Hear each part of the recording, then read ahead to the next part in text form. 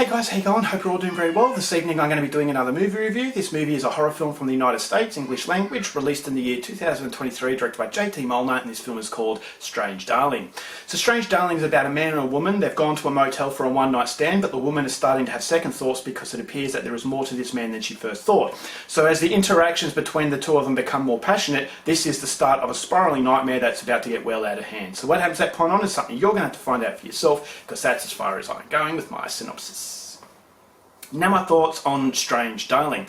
For those of you who are aware of my channel, have been following me for quite a while, you know my thoughts on movies that have been hyped beyond belief. And so Strange Darling was one of those movies. A lot of people were saying it was a breath of fresh air, a lot of people were saying it was brilliant. On Rotten Tomatoes it has a massive score.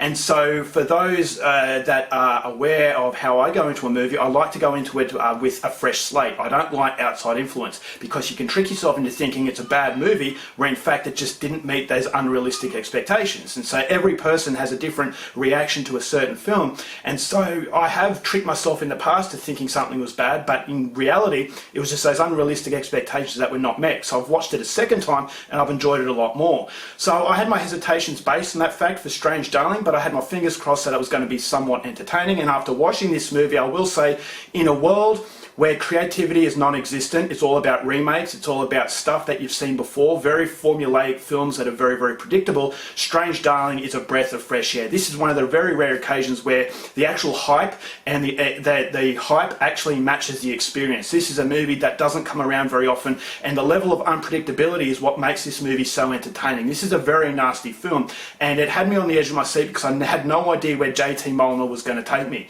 So in a world of predictability, to have an unpredictable film, it's a breath of fresh air and definitely needs to be rewarded. And if you sit through this movie, you're definitely going to be rewarded. This is a movie that does have a lot of nastiness to it, but it has a lot of mystery. And because it's unpredictable, you're never quite sure where your safety net is. And so who are you going to trust? Who are you going to believe? And the movie starts to spiral around in a whirlwind of absolute depravity and nastiness, and it's something that I absolutely loved. So at the start of the film, it's very simplistic. A man and a woman have gone to a motel, they're going to have a one-night stand, but then as the situation starts to become complicated, there's a lot of complexity that is weaved into the story that evolves it from something so much more than what you first see. And that's something that I absolutely loved. I thought as though the solid plan was there, and they executed that plan absolutely fantastically well.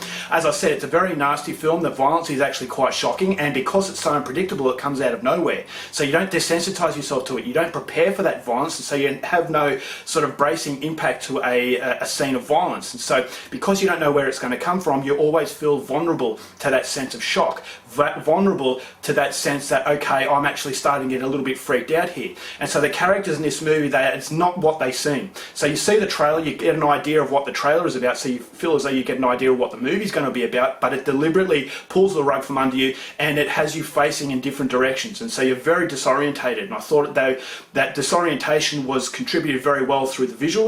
It's a very retro style of film, and as the situation starts to spiral, I thought as though the overall visuals matched the mood that the movie had.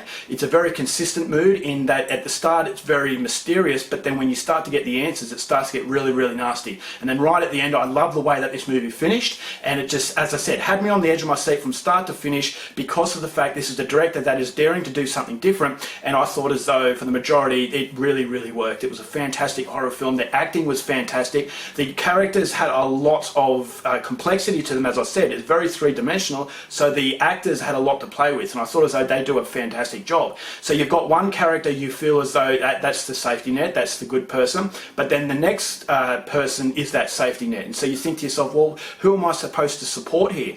And so the director is actually playing with you. He is the puppeteer and you're the puppet, and he's just controlling everything that you go through. And because you have no idea where he's taking you, I just thought as though it was incredibly rewarding, and it was incredibly different experience. And so if it sounds like your kind of thing, I highly, highly recommend it. The continuity is fantastic, and some of the scenes of violence, I thought, as I said, because you don't know where it's coming from, it hits you a lot harder. And then the end of the film had me thinking, and I thought to myself, okay, well, this is definitely, as I said, one of those rare occasions where it met the expectations of the hype. And for me, I'm just so glad that horror is not dead, especially in the United States. There are directors out there who are willing to really turn the tables on the audience and play along with with them. And so that was fantastic. It's incredibly entertaining. It's quite nasty, so be careful of that. But it's the unpredictability that really put the fun into the film, and it's one that I would highly, highly recommend. So overall for Strange Darling, I'm going to give this one 4.5 stars. Absolutely fantastic. Alright guys, that's it for my review. Hope you enjoyed it. Till next time, keep watching movies, and I'll see you later.